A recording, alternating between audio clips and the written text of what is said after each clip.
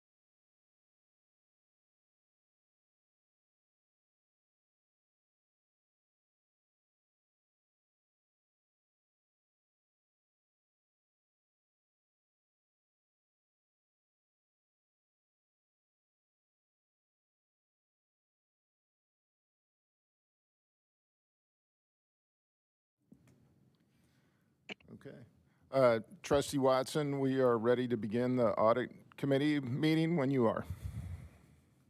Yes, good morning, everyone. Welcome to the 237th meeting of the Audit Committee, Tuesday, December 30th, 2025. Can I get a roll call by the chair, please? Yes, the record will reflect that trustees Watson and Nicholasison are present online. Trustees Wabi, Evans, and Wilson are in the room, so we do have a quorum.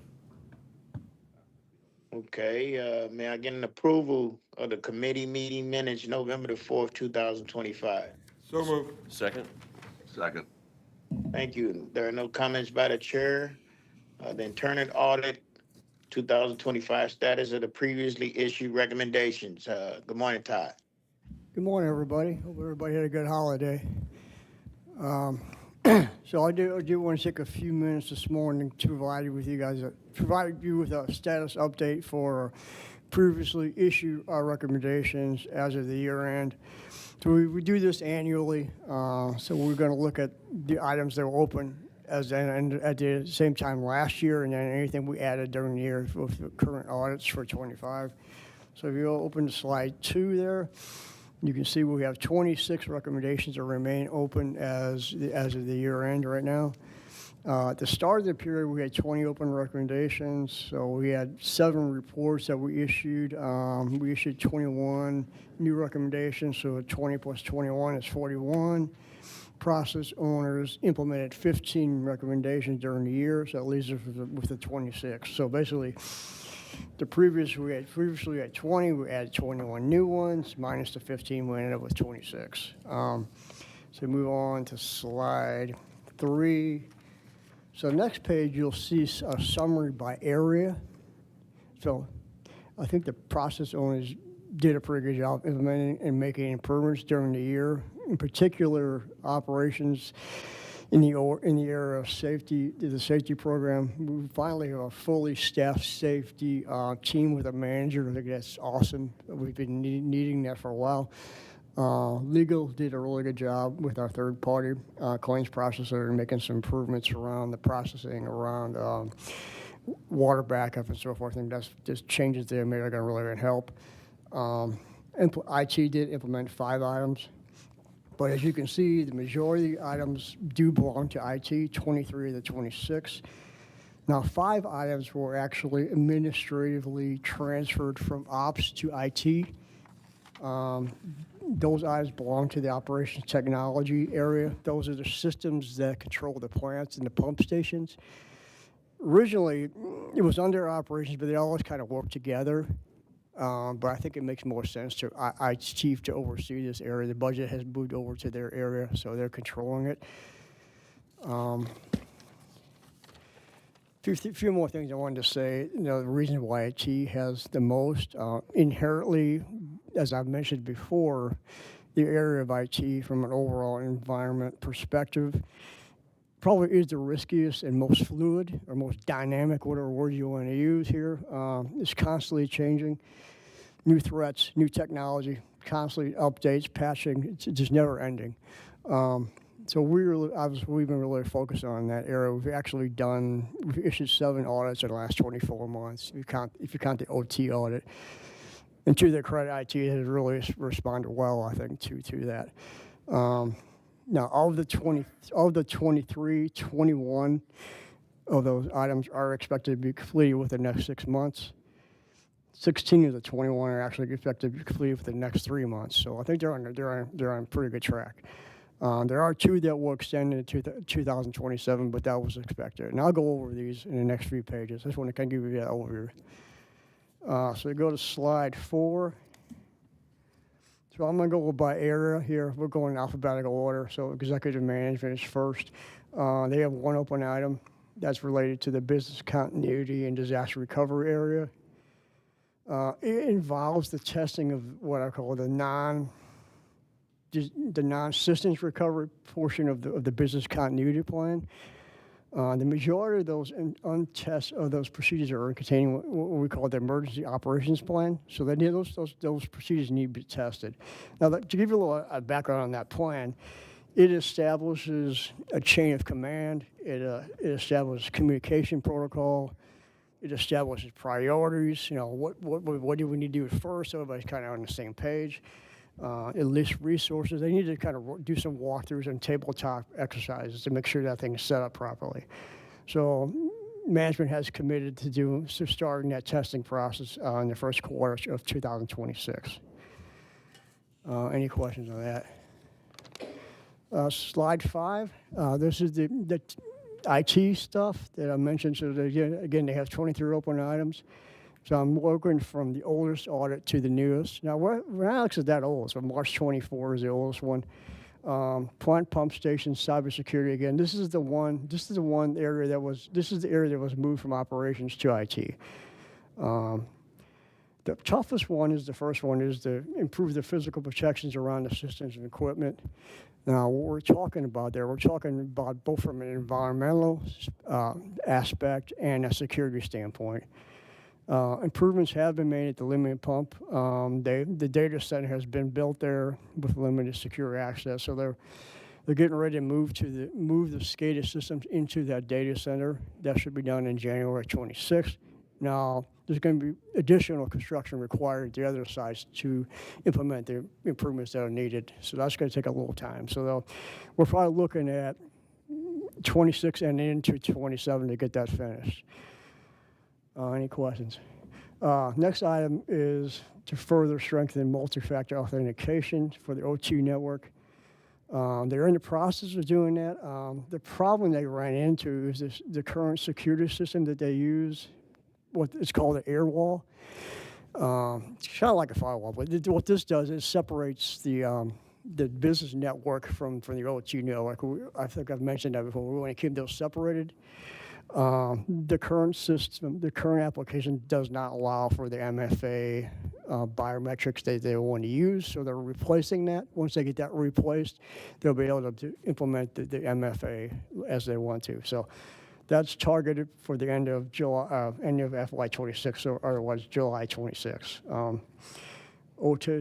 Next item is OT Systems Disaster Recovery Plan. The draft has been finalized. They're reviewing, evaluating feedback, making final adds and changes. Once they do that tabletop exercise that I mentioned earlier, that may have some effect on it.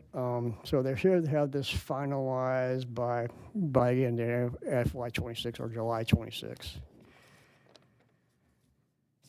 Next item is implement American Water Works Association best practices. There are a couple of system applications in addition to the application that I mentioned in the MFA area that are being implemented. Those are scheduled to be implemented by end of FY26. That will get us in line with those best practices. The last item for this audit is develop and publish OT policy documents. Framework has been established, drafts have been written. They're in the process of comparing it to the existing IT policies. Now, these are for the OT. So OT didn't have any policies written. So now that IT is taking it over, they might want to combine some of these. I think they're in the process of doing that, kind of sorting that out. So that should be done by the end of FY26, just like the other ones. Any questions? Slide 7. We'll move on to the next audit under IT. That's the cloud environment security. This is the audit we did in September of 24. We issued 11 items. 8 items remain open. This audit was around the cloud environments that the district uses, Microsoft Azure, and then Oracle Cloud Infrastructure, or OCI as it was referred to. To refresh your memory, we used 2 books on that have best practices for recommended settings for those environments. You see them down the bottom in the corner there. And basically, it was like 700 pages of recommended settings, so there was a lot in there. So they're in the process of making these changes and improvements to the 2 TOPS environments. All the items are in process. All the implementations are targeted for the first quarter of 2026. You can see OCI has 3 items. Again, the targeted days are actually by 2/28/26. Azure, same idea. They're all targeted to be completed by 2/28/26. Item 4 actually have 10 different items within it. They have some of the 10 done. So the other three, again, should be done by the end of January. Any questions? All right, so slide 8. Next audit is the network vulnerability. That's our attack and pen audit. That's the one we do every year. That's the one from 24. Originally, we issued 5 items, but they have 1 item open. The item has to do with our title quote system. There were some improvements that needed to be made to it. The improvements were in 4 parts.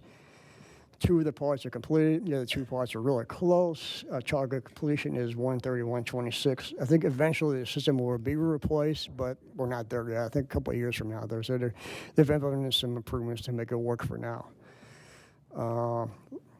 Next audit is the System Access Controls Review. That's the audit we just did this past fall. We issued that in September of 25.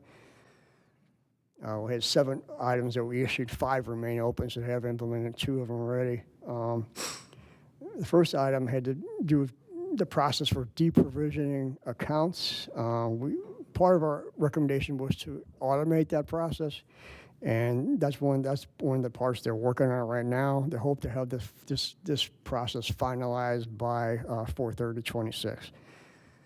Next item is hardening of domain controllers. They're reviewing the CIS benchmarks for best practices right now to make sure they're doing it correctly. CIS stands for Center for Internet Security, just so you know. So target completion for that is 1/31/26. Annual System Access Review. This is where we review the access that everybody has at the district to the different systems, make sure it aligns with their job and their role.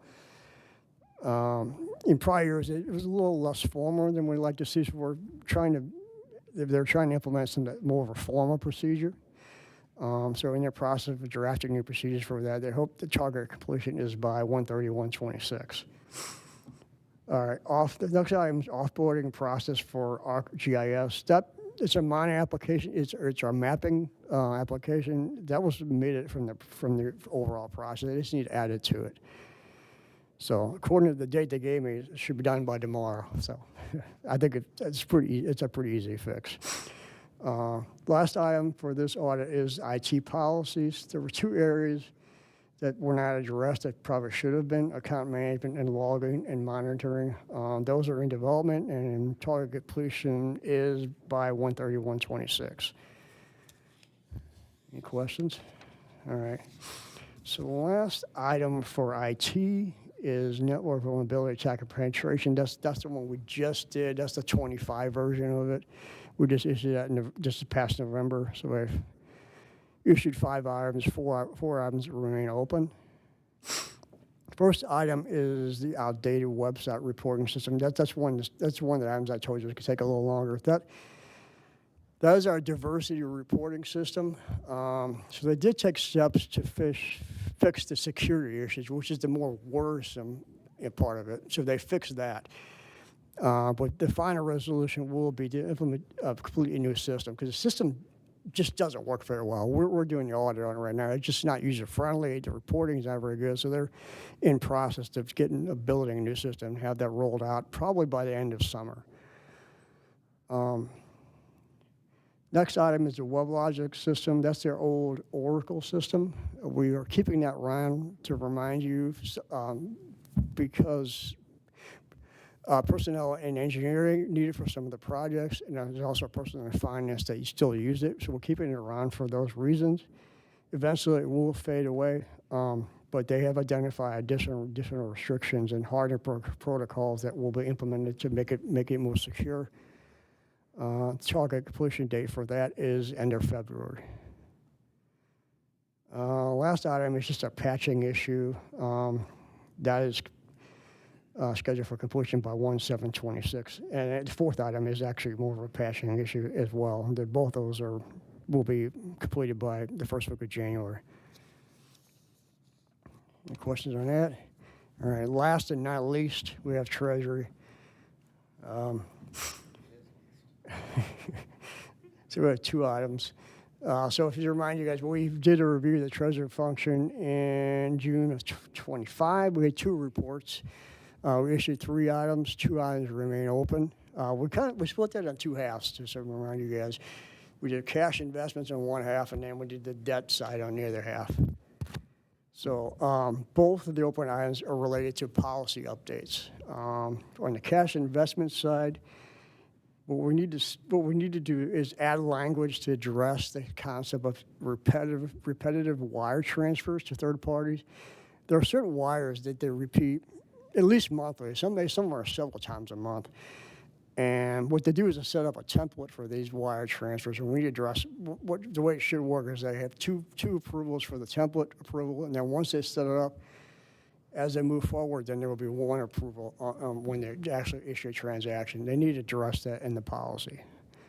Then we also need to add language for payments over $50,000. The language that is currently in there it references somebody's manually signing a second signature on the check, which is in most cases that's not what's happening. And most of these approvals are in the system; they're electronic approvals, so that needs to be addressed in the system. The second item is regarding debt. The debt policy updates. We need to add language that communicates or addresses the idea of there is a 30-year guideline for bond issuances as far as maturities. There are times when we go beyond that when we issue bonds if it's economically in the district's best interest. That's happened 3 times, I guess, in the last 7 years. So we need to address that in the policy. That the guardrail is good to have there, but it also makes sense if it's better for the district to go beyond that 30 years, that we're allowed to do it. So. I'm sorry. I'm sorry, don't we, when we approve the ordinance for the issuance, don't we establish the term? Yeah, you have approved the bonds, but we didn't address the idea that we're violating our own policy. So I think we want to line up what's in the policy to what we're doing this, so it makes, it lines up with what's happening. You're correct. We are approving the bonds. But I think you want to mention in that ordinance, or when you approve the bonds, that we are violating, or we're exceeding 30 years. And then also it has to be economically justified, and that has to be documented, which they were in particular cases. So That was my argument as well, but he's a stickler, so. You got 2 things outstanding, get on them. that's all I have. So if you guys have any questions or anything to add? Have a Happy New Year. I appreciate it, guys. Well, thank you, Todd, and Happy New Year to you as well. Next meeting, tentative date, February 3rd, 2026. Can I get a motion for adjournment, please? So moved. Thank you. Meeting adjourned.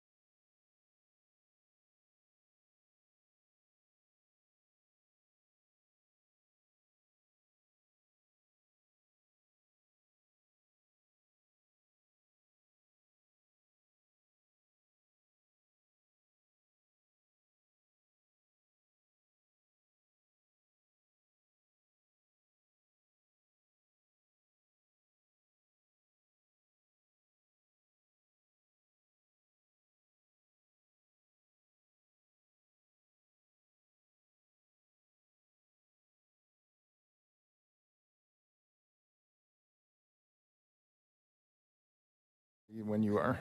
Good morning, everyone. I'd like to welcome you to the meeting of the Program Management Committee, the 274th meeting of the Program Management Committee to order. May I get a roll call, please? Yes, the record will reflect that trustees Wilson, Evans, and Wabi are present in the room, and trustees Nicholasison and Watson are present online. Thank you. Can I get a Motion to approve the committee meeting minutes of the 2nd of December. So move. Second.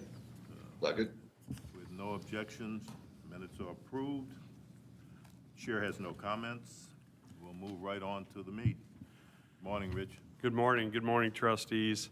Quite a few items and plus a presentation this morning on the large FBI project we have going, so I'll get right into it.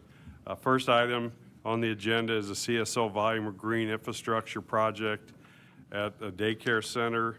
This ordinance authorizes the district to enter into agreement with Davie Daycare Center to provide financial assistance through the Green Infrastructure Grant Program. Purpose of the project is to reduce combined sewer overflows to the River to Pear per the long-term control plan and consent decree. This project will reduce runoff with the installation of one bioretention basin. Total cost of the project is estimated at $217,800, and they're requesting reimbursement of $138,000 we had reimbursed previously. They're requesting the remaining $79,800 reimbursement for the cost of the green infrastructure. The project's located in South City area near Macklin. They're doing some improvements and capturing their runoff from their improvements into a new bioretention basin before it gets into the combined sewer. It's at the Filer and Sublette area in South City.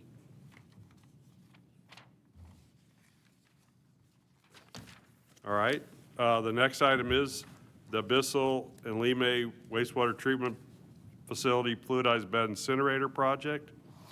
This action is a planned supplemental appropriation to the ongoing construction project being constructed by Kokosig Plocker LLC. The work consists of the construction of fluidized bed incinerators at the wastewater treatment plants, the Lime wastewater treatment plant and the Bissell wastewater treatment plant. The project includes redundant sludge acceptance system and solids handling system improvements.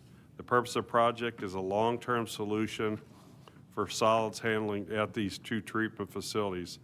The project's scheduled to be complete in September of 2028. This is a partial funding request. This supplemental appropriation is for $270 million, which brings the total appropriation for this project to $807 million. There are future supplemental appropriations planned for fiscal year 2027 and 2028, providing for a total appropriation of $900 million. This project is funded using SRF funding.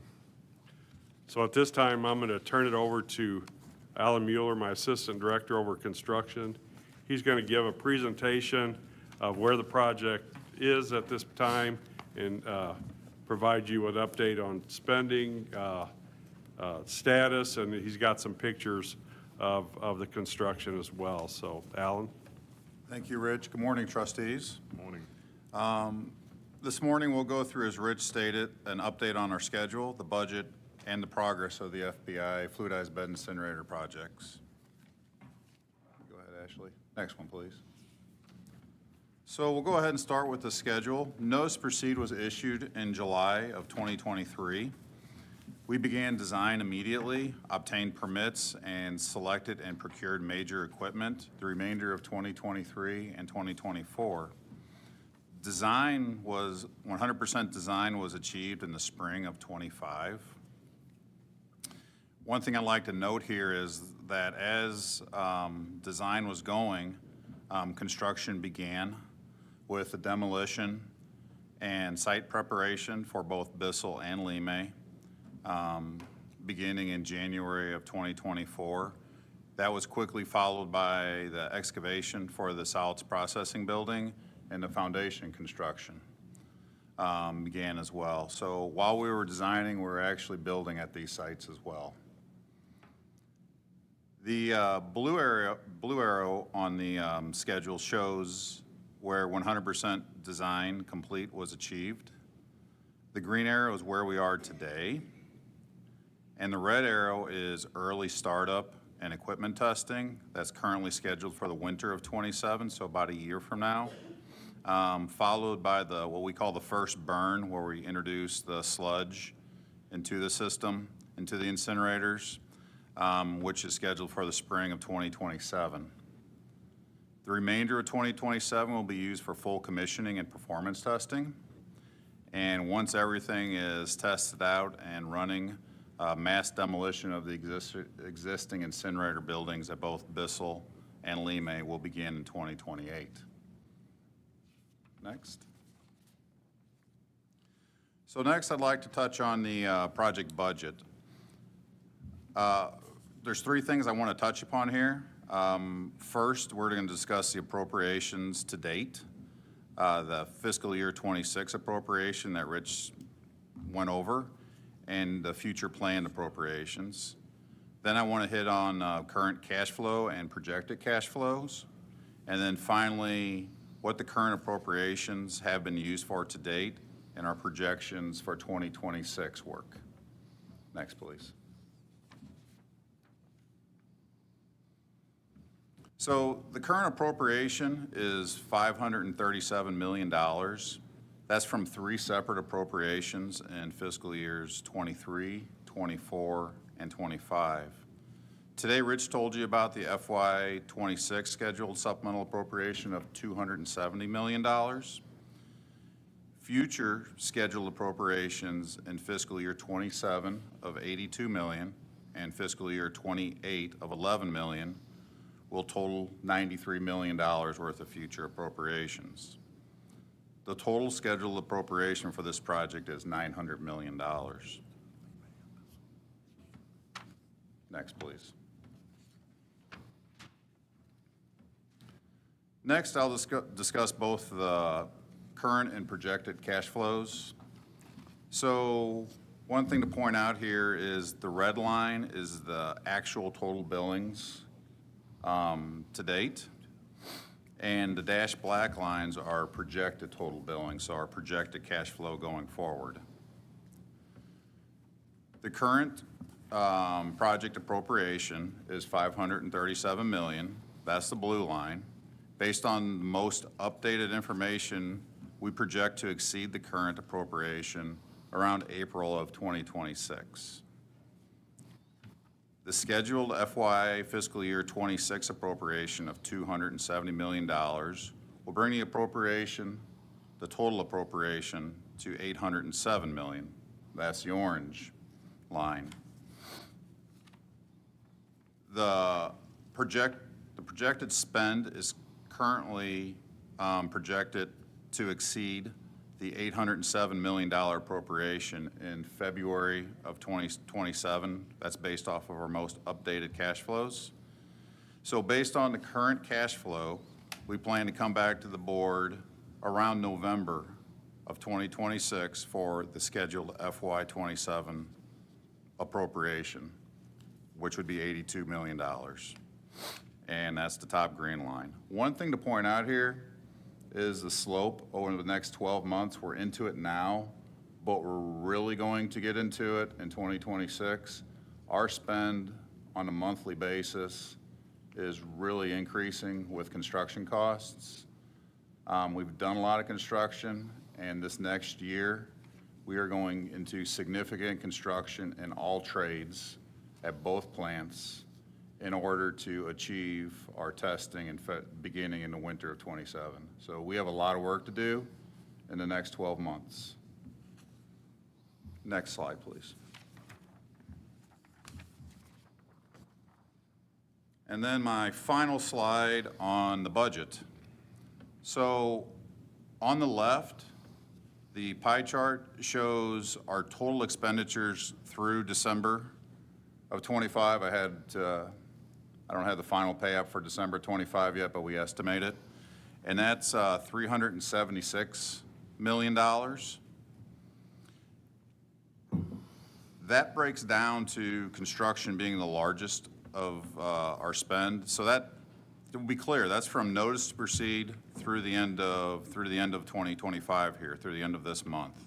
So our largest spend to date is construction at $162 million, or roughly 43% of what we spent to date. Equipment procurement, as you can see, is the second largest amount at 112 million, or roughly 30% of the spend to date. Procurement, that's the incinerators, that's the pumps, that's, our biggest spend here is on the incinerator equipment itself, so heat exchangers, the vessels, I'll So show that you some stuff comes pictures. in already manufactured? Yes. So this is the lock-in, what you saw there, what you're looking at there is really, and I'm stepping away from the mic, I apologize. That's all right. What you're seeing there is locking in prices early on. So we could get ahead of any inflation escalations, things like that. I hope I answered your question. Yes, sir. Great. Design is 82 million, or just over 20%, and finally, bonding and insurance costs, roughly 20 million, or 5%. The pie chart on the right shows the projected expenditures only in calendar year 2026. And we are projecting right now to spend 425 million in calendar year 2026. The largest by far percentage of that is construction costs at over 300 million, or over 70% of that projection. And then followed by equipment procurement again, and that's actually equipment being delivered and us paying for that equipment. Coming in, that's a little over 28% as well. So I already touched upon it, and design and bonding and insurance, 2.5 million and 1.5 million. So I've already touched upon it, but we've seen significant construction. It's ongoing out there right now. However, it's really going to get kicked in high gear here going forward this next year. Mechanical, electrical, concrete, equipment installation, instrument and controls, you name it, it's going to be going on out there at both plants. Next. And lastly, I have a few slides on the, and probably more than a few, on the project status and the overview of the progress of the project to date. So next slide, please. What I'd like to do here, and I brought us all the way back to the beginning, so if you've seen some of these pictures, I apologize. But the major steps, I'm not hitting everything by any stretch of the imagination, but the major steps in the construction that we've undertaken so far. So in January of 2024, we began at Bissell with the demolition and site prep. We did the demolition of the sludge storage tanks at Bissell. Next slide. And at Limay, in March of 24, with the site prep, we demolished the Limay service building, which was originally a maintenance facility and more recently was used as storage, but next. So we cleared and prepped the site. The next thing we did was started the excavation for the solids processing building. You might hear somebody refer to as the SPB. So these facilities have two halves. One big building, but it's really two processes, two buildings. On the one side is the solids processing, where after the wastewater's treatment, you have the sludge and grit. That is pumped to this, where it is further treated and really dewatered in preparation so it can be sent to the incinerator. And then the other half of this building will be the incinerators and the incineration process themselves. So you'll see that more in upcoming photos. So not only did we've completed the excavation for the basements of the solids processing buildings. We also completed the pile driving and the foundation support. So at Bissell, we used H piles. There's a total of 624 piles that were driven, an average of 30 to 43 foot deep to support the building. Next slide. And at Limay, likewise, we began the excavation as well, completed the excavation. However, at Limay, we utilized drilled piers to support the building, and that's for the geological conditions out there. Limay has karst rock nearby. I don't know if any of you are familiar with Jefferson Barracks Park. a lot of sinkholes out there. We're right next to that. So the design engineers of record chose as a better solution here, instead of H-piles, drilled piers to support the building. And there are just under 300 total drilled piers, averaging in depth from anywhere from 20 to 45 foot deep, to support the building and incinerators. Next. So after we had it excavated, we have the foundation, the piers, and piling in. We began the actual construction of the reinforced concrete slab for the solids processing building. On the left is just an aerial at Bissell. On the right, you can see the amount of steel that goes in underneath this slab, and the concrete going in as well as the conduits being placed in the construction, in the concrete. Something interesting with this slab is the ends of the concrete base slab are 3 foot thick to handle and transfer the building loads to the foundation. So at the end of that concrete, those concrete slabs are up to 3 foot thick. Next, please. And likewise at Lime, we began the same process at Lime. 2 things to point out here. We have Bissell started first, so it's 3 to 4 months ahead of Lime, the construction-wise. There's efficiency in manpower and labor and everything there. Also, there's a little bit of a learning curve. If we get the learning curve taken care of at Bissell, we might be able to head off some issues at Lime as well. Second, you can see how close, at both plants, we're close. We're working in an active treatment plant. We're close at Bissell, but you can see where we are at Lime. Those are the aeration basins on the side and in the background that we're working around there.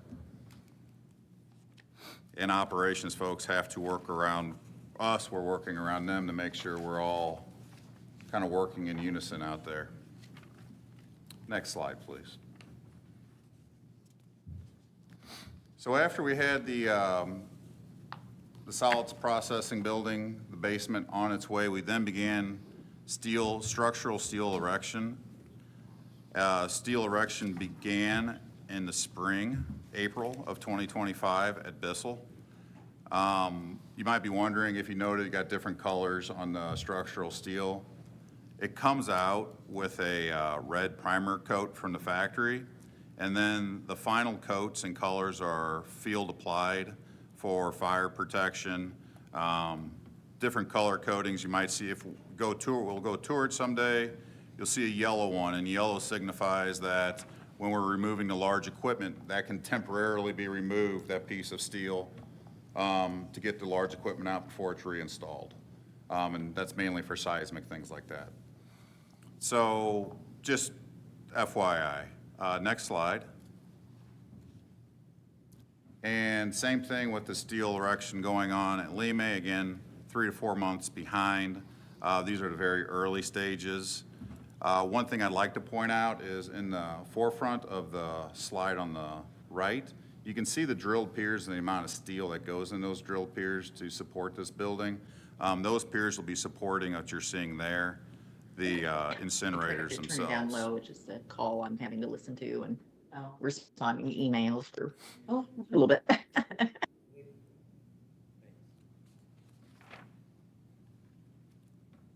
So the next slide. Thank you. So jumping back over the Bissell, so as steel's going up, now we've started to build out the concrete pad for the incinerators themselves. You can see on the left, there's 3 pedestals in that concrete pad. That's the incinerator vessels themselves will sit on those. There's some smaller concrete pads. Those are heat exchangers, and scrubber equipment will sit on those pads. And then on the right, just to give everybody an idea of the amount of conduit and communication cables and fiber and everything electric that's being run for these, we have these all over the place, but just gives you an idea of these conduit and cable runs that we have going all over the plant out there. Next, please. At Lime, a little better shot of the actual incinerator concrete, reinforced concrete pad being poured. You can see the laborers, foremen, concrete folks standing on top of the rebar there and how thick how much steel is in that pad. And on the left side of the left picture, you can see the pedestal for the one of the incineration units, and then an aerial on the right. And again, once the steel started going up on the building, on the solids processing building, so they're putting in the structural steel, we're pouring the concrete decking, we're putting in electrical runs as we're installing the rebar and everything on the incineration side of the building. So this is all happening in unison now. The further we get along, the more actions are happening in parallel all the time. Next, please. So the next thing to touch upon here is these are the actual reactors themselves being assembled at Bissell. There's 3 reactors at each plant. And you can see on the right more of a close-up view of them being assembled. Also, if you go out there today, those are pretty much assembled. What has gone up also in the last couple weeks here, between Thanksgiving and Christmas, is we've also begun installation of the scrubbers. The GAC tanks are granular activated carbon tanks. The heat exchangers are beginning to go up as well and the air intake for the reactors are also going in. Next. And likewise at Lime, again, we're 3 to 4 months behind. So when I put the presentation together, we hadn't started actually assembling at the building yet, but we were doing the prefabrication on site or just off site of the various parts of the shells. And so you can see the various pieces and parts being welded and put together here. And on the right, just some welding in the evening. To be honest with you, I really like the picture, so I won't throw it in the presentation with the moon in the background. And one last slide from me. And just other work going on. So on the left is the basement of the solids processing building. If you go out there today, we'll look, I don't want to say nothing like this, but you're going to see a lot more stuff in here. We're installing cable trays. You can see the wall penetrations for the conduit, water, electric, communications. On the right, that's actually a Lime. That's the ground floor electrical rough-ins are going in on that building there. That's in that picture. So at a very high level, that's what's happening now, or that's how we got to where we are today. The structural steel placement at Bissell is basically finished. We're still placing structural steel at Lime. There's all kinds of electrical equipment, controls, concrete still being poured. The assemblies of the reactor trains are still going on. We're installing the roofs, wind boxes. The exterior panels will start showing up in the next 3-week schedule. Look ahead. So there is all kinds of work going on. We have a lot to do over the next 12 months. Any questions? Yeah, real quick. Yeah, just real quick. I know this is the first big design build project we've done. Have we learned stuff from that, from the process? Does it make sense? And does it make sense perhaps to move it into smaller projects, that construction method? Go ahead, Al. So we have done 2 or 3 smaller projects before this. We've done a couple, we've done at least one tank that was design build. We've done the river gates along the Mississippi River. Our pump station is design build as well. So we did learn before we jumped into the $900 million job. We did learn some things along the way. I'm going to be cautious not to speak for Brett and Rich here, but it definitely does have its place. There's some areas that we can take take advantage of the contractor's expertise and efficiencies, we really should take a hard look at that. Yeah, I'll echo the same sentiments. We've, the larger tank that we had done before, I think we learned quite a bit on. We're doing a second tank now. We do have a future pump station out in Chesterfield Valley that we started on design because it was going to be basically part of an existing pump station. So we're moving that, actually rebuilding the new pump station in a totally clear location similar to this.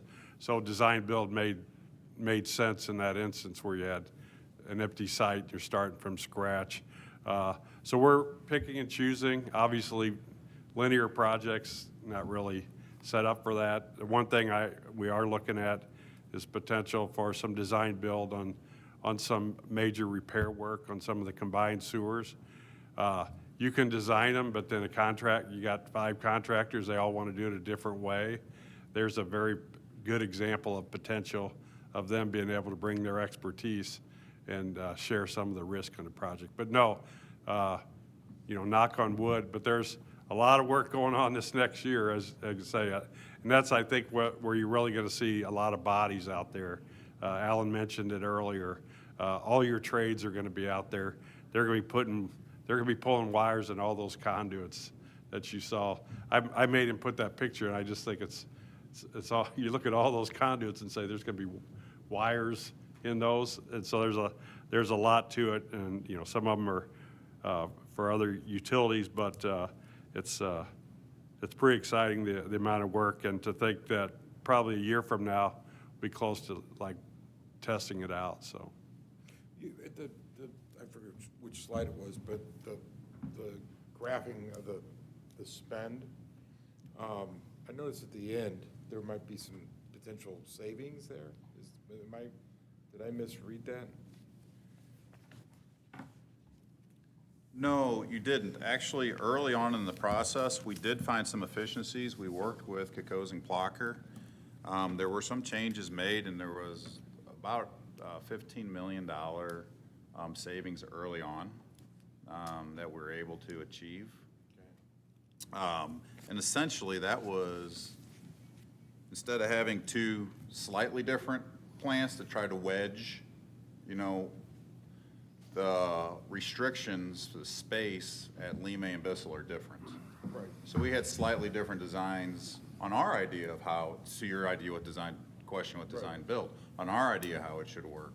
The design builder came in and said, hey, I could essentially mirror, not exactly, but essentially mirror this at Lima and Bissell, use efficiencies of doing the same, essentially same layout, same plant at both sites.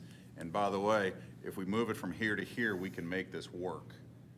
So we did have efficiencies there. On the top of that cash flow curve, what you're seeing is really, that wasn't the end. The end that I need to project, I would project that out. It just got really tight when I projected all the way out through 28, 29. But what you're really seeing is the cash flow flattening out after this year. And then we're going to get in, testing won't be as obviously as cash flow driven, but then we'll get a little more cash flow when we start the mass demo of the buildings out there. Yeah. So there is some savings in answer to your question, but the rest of the story is We still got to spend. we still got to, yes. And are you happy with everything that we've seen from the budget? Yes, engineering's been doing a great job communicating with me, so we get monthly pay apps from the contractor. They let me know well ahead of time so that I can plan to have the money available, and then I get monthly progress reports, and so we see that, roughly $15 million still built into the projection, so I like that. It's a big project, though, and with big projects, there's always risk. But we're a bit into it. It still looks like it's going well. They're a little behind on some of the spending, but we're going to be catching up shortly, I understand. Yeah, we're slightly behind on the spend, and that's mainly because equipment coming in. We have to project the early equipment. Might drive Tim a little bonkers, but we have to be able to give him the money in case the equipment gets here on time. Yeah. Typically, it's a little bit late, but I can't count on a $10 million piece of equipment being late and then we have to pay it. That's Keeping him bonkers is fine. He's got two outstanding issues on the audit that's got to get. Not for long. That's all right. Still have a few more items. Thank you, Alan. Very good. The pictures are always good. There's starting from scratch. Might have gone a little bit beyond, but it kind of gives you a picture of where we started. So thank you, Alan. Next item is the Lime Admin Building and Locker Room Renovations Project. This action appropriates funds, and we're going to add this project. This was a project we had in the capital improvement program, but it wasn't initially part of the FBI project because of some of the demolition that's already taken place for the FBI project and some of the needs at the plant for locker room renovations and some administration at the administration building due to the fact some of the stuff was demolished for the FBI. What we did is we obtained a price from the design build contractor to complete the design for this project and go ahead and we negotiated a price.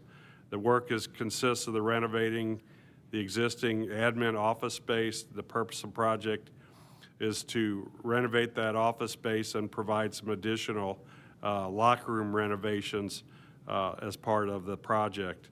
Again, there was overlapping work and facility conflicts, so we added this project. So what we'll do, we'll appropriate a total of $2.5 million separately, and those dollars will be tracked separately from the project, but it will be performed by the same contractor.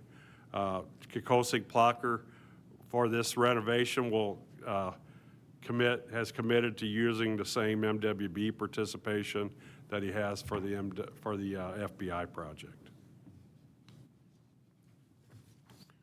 All right, the next item is the Cox Creek Force Main Rehabilitation Project. This action appropriates funds. This is an unplanned supplemental appropriation. In other words, the work is ongoing, but the original appropriation is not going to cover some additional work. This is a project being constructed by Keeley Construction Group. The initial work was a construction of approximately 2,000 lineal feet of 36-inch diameter force main, and it's replacing an existing aging force main. The supplemental appropriation of $300,000 is due to the additional 100 feet of existing 36-inch force main being added to the project that was in deteriorated that we didn't realize we had to replace until we got out there to make the connection. And then there were some unanticipated discharge lines that were put in. We're working around Missouri American's water plant out there, and then they had actually constructed some two discharge lines from their plant that conflicted with the project. So in between design and putting it out to bid, this work had taken place. So it's requiring additional sheeting and shoring around those two discharge lines to accommodate this work. So we're adding a total of $300,000 to the work. So our total appropriation for the project will be $2,960,000. And again, this additional work will fall under the original MWB participation requirement. All right, next item is the Hall Street Storm Sewer Project. This appropriates additional funds and authorize staff to amend our design contract. This amends the design contract with M3 Engineering Group for design of this project. It's a project for the design of approximately 10,350 feet of 12 to 36-inch diameter storm sewer, curb and gutter, 130 lineal feet of 60-inch tunnel and appurtenances. The purpose of this project is to improve street flooding within the project limits. The current construction cost estimate is around $13,300,000. This appropriation for $400,000 for design services is equal to what we had in the budget presentation. Right now, the design is in the stage of talking with property owners. If you're familiar with Hall Street, it's an intermodal for a lot of trucking. There is going to be quite a bit of disruption to some of the entrances for trucks coming in and out. We've got to make sure, and it's 24/7, we got to make sure folks can get in and out of there. So right now, we're working with the city of St. Louis and getting easements, and so that's the additional dollars, and then those dollars will be used for oversight during the construction.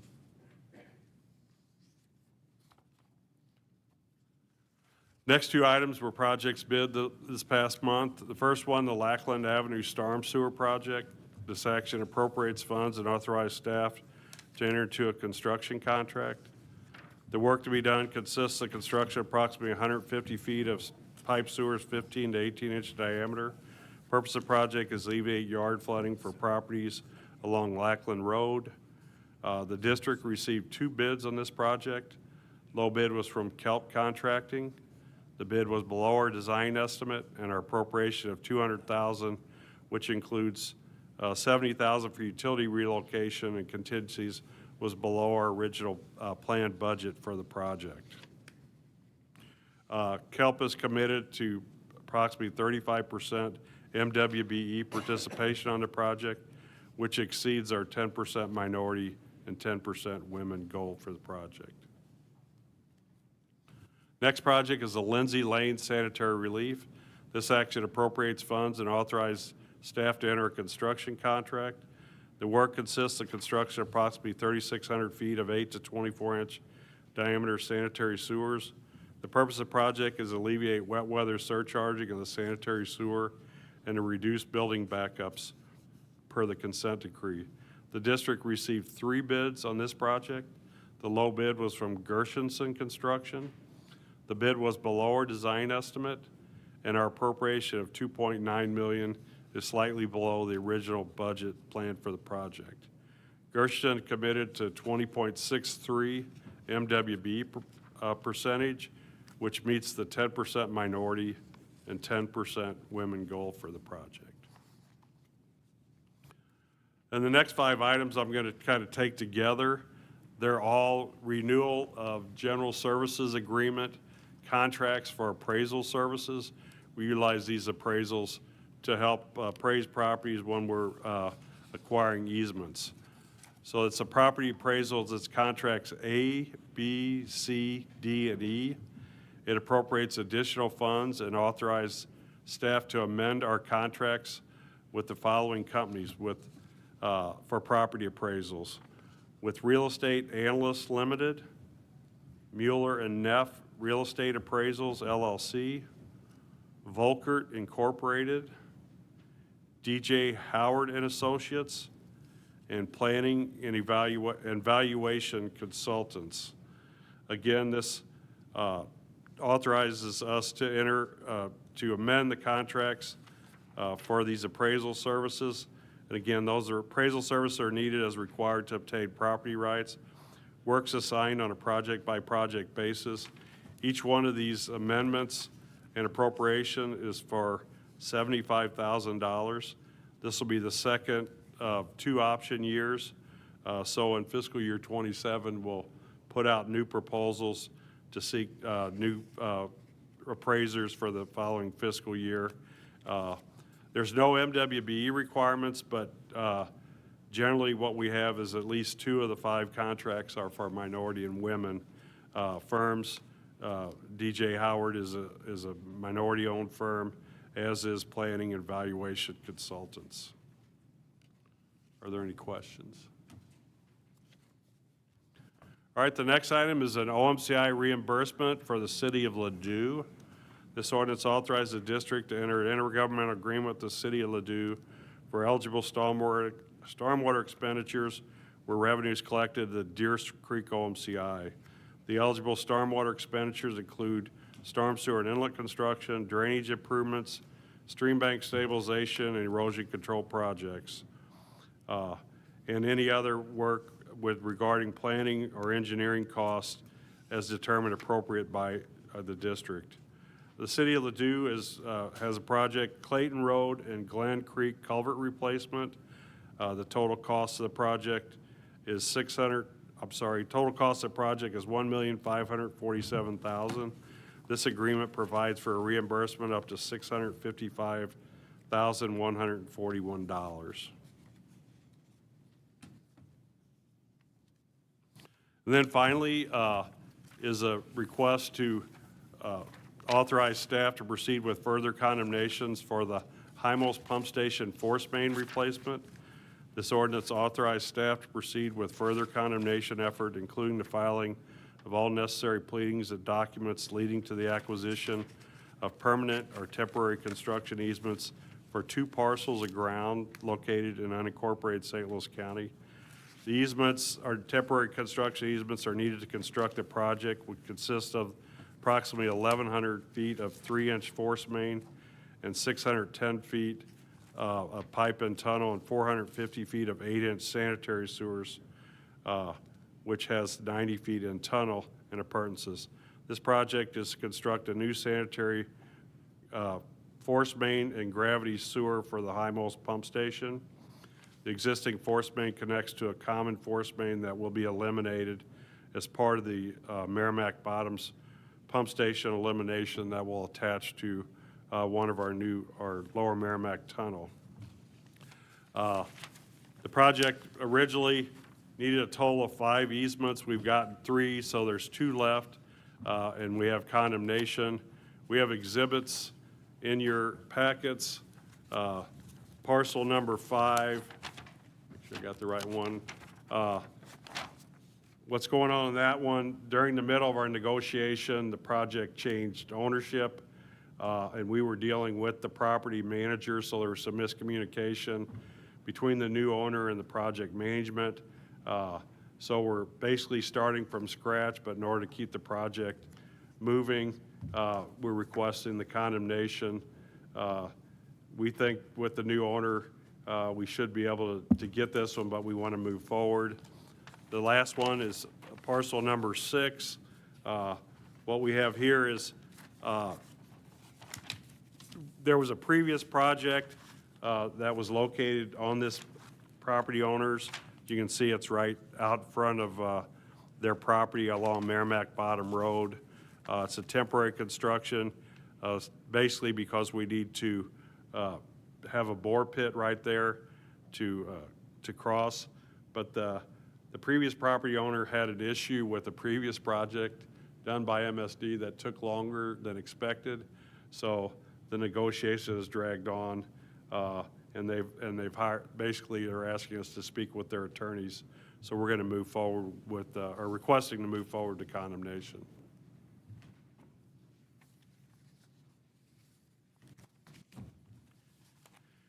And that is all I have, other than I do want to say that there's a very good possibility that for the first time in my 12 years is that we will not have a program management meeting in February. So there's items that I think there were only a couple items, and they've kind of been moved out a little bit. So I wasn't going to be here anyway, but that's all right. Okay, thank you, Rich. There's no further business. Our next meeting is scheduled for the 3rd of February, 2026. I'll entertain a motion for adjournment. Second? Okay, with no further, no objections, Happy New Year to everyone, and we will see you next year.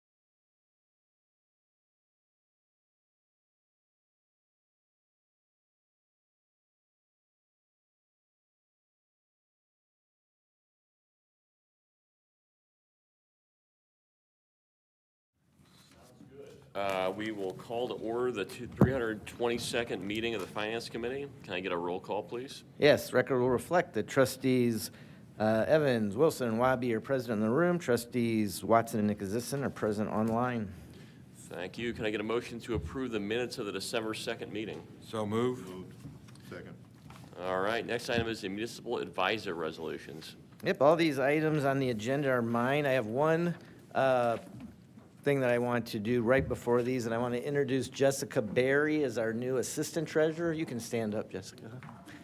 Jessica's been with the district for almost 8.5 years. She's been our accounting manager for the last handful of years, a key piece of Marion's team that I am stealing over to Treasury. So she's been involved in our financial statements, general ledger, manages payables as well. She's seen the accounting side of all the Treasury transactions, so now she gets to come over to the fund side. So welcome, Jessica.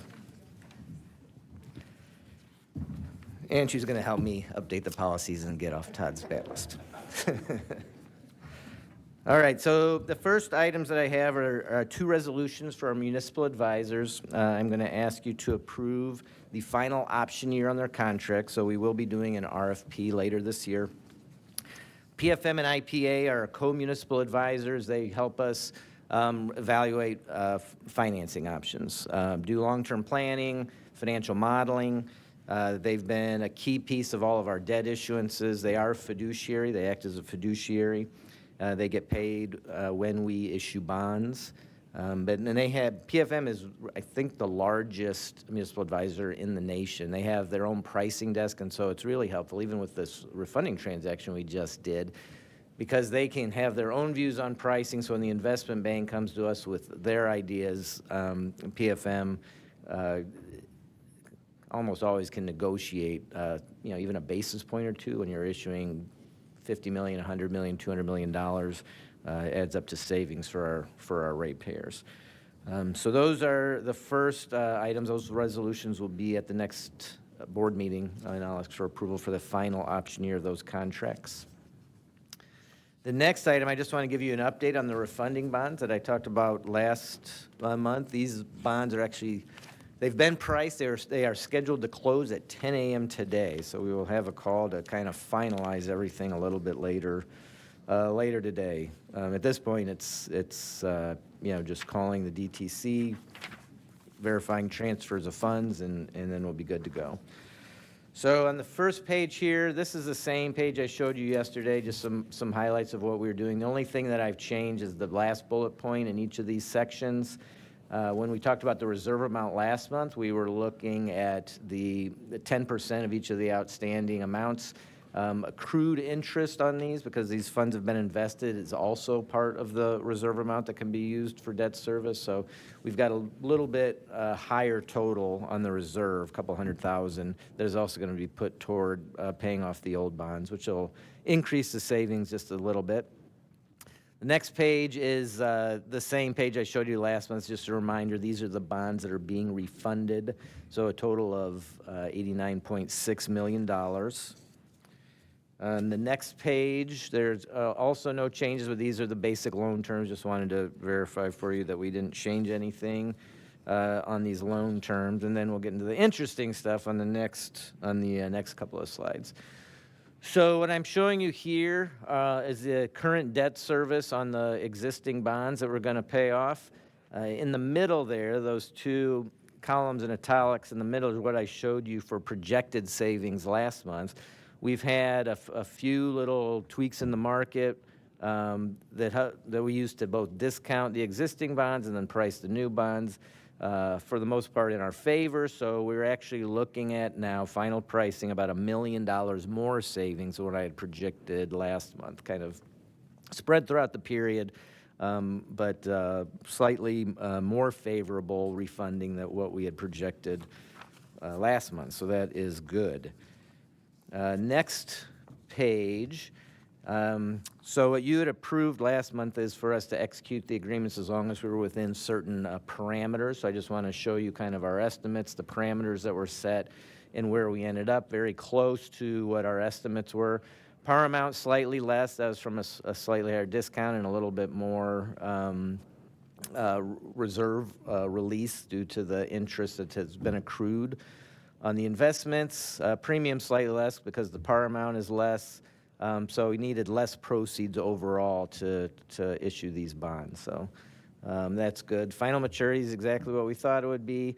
The estimated true interest cost is right around where we thought it would be, 357 versus 36, well under the parameter. The optional redemption, this would be the call date. This is when these bonds are eligible for refunding again. Originally we were looking at May 1st, 2036. We actually got a call date of May 1st, 2035. So 1 year earlier, these will be eligible for refunding for savings if there's an opportunity. Cost of issuance came a little bit higher than what we expected, but still roughly in that same range, about $15,000 higher. And then the present value savings is in line. Before we were looking at a little bit under 7%, and it came in at a little bit over 7%. So I think all those are good numbers. I'm very happy with the way the transaction went and look forward to closing that a little bit later today. Any questions on the refunding? All right, I've got one more item, and this is the monthly operating fund portfolio. This one is, well, it's probably always boring, but it's going to be even more boring today because there's very few changes here. The only real change to note is that we've got $16 million higher balance than we had last month. So in cash inflows exceeded cash outflow by $16 million. The yield to maturity in our portfolio, there was another Fed rate cut. So on the short term, the new investments we're making are at a lower yield. We did see about a 5 basis point drop there. It was the benchmark is roughly this is about 3 basis points higher actually than it was last month. So they shift more in their maturities, but weighted average maturity very similar. Same thing. We were down 5 points. They were down up 3 points. Everything else is mostly within half a point percent of where it was last month. So really no change on the sector allocation, and we're in compliance. That's in the upper right. Bottom left fund summary, that $16 million is almost entirely in the MSD operations. The debt reserve fund, this is the last time you'll see it on here because after we close today, there will be no more debt reserve fund, so we'll remove that piece. And then over in the maturity distribution, all of our pieces are within 1% of where they were last month. So looks almost exactly like it did last month. And that's not because I forgot to update it. I did update it. So yeah, clean operating fund portfolio report. And that is all I have, Trustee Evans. All right, thank you. So the next tentative meeting date is February 3rd, 2026. Can I get a motion to adjourn, please? All right, thank you. Okay, Trustee Nicholasison will get.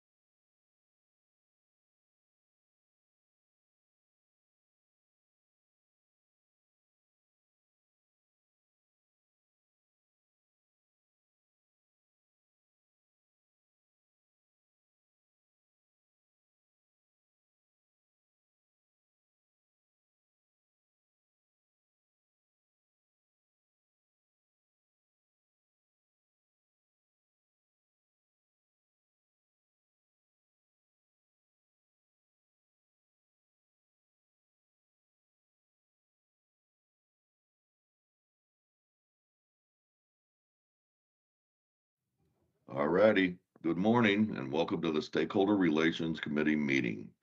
Roll call, please.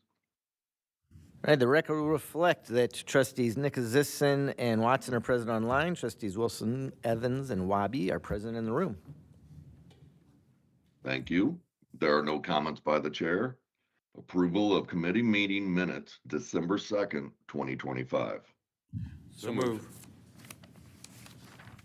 Thank you. Now we have a discussion by Todd Oshbacher regarding amendments to the district's defined contribution and deferred compensation plans. Todd? Morning, trustees. Thank you, Trustee Nicholasison.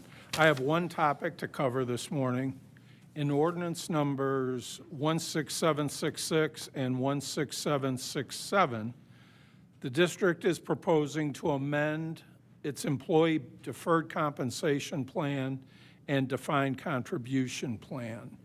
The changes to be made in these retirement plans were prompted by provisions of a law passed by the U.S. Congress in 2022. under what is known as the Secure Act, capital SECURE Act, catch-up contributions by higher wage earners must be made to a Roth plan with after-tax dollars beginning in 2026. The MSD Deferred Comp Plan, retirement plan, has not previously offered a Roth option, so the law is requiring that we set that up with Vanguard, our administrator, and we are in the process of doing that to be effective with the January 1st date. The Roth option must be made available to all employees, not just the high wage earners making catch-up contributions. There are additional optional features authorized by the Secure Act that MSD is adding to its plan while making the Roth changes. First, we're amending the plan to allow withdrawals by victims of domestic violence. Second, the plan will also now allow withdrawals by victims of declared disasters for expenses associated with rebuilding their residences, such as the St. Louis tornado. That is all I have, unless there are any questions. Thank you, trustees. All right. Next meeting date is Tuesday, February 3rd, 2026. Can I get a motion for adjournment? So move. Okay, everyone have a good new year. Yep, Happy New Year, Happy everyone. New Year.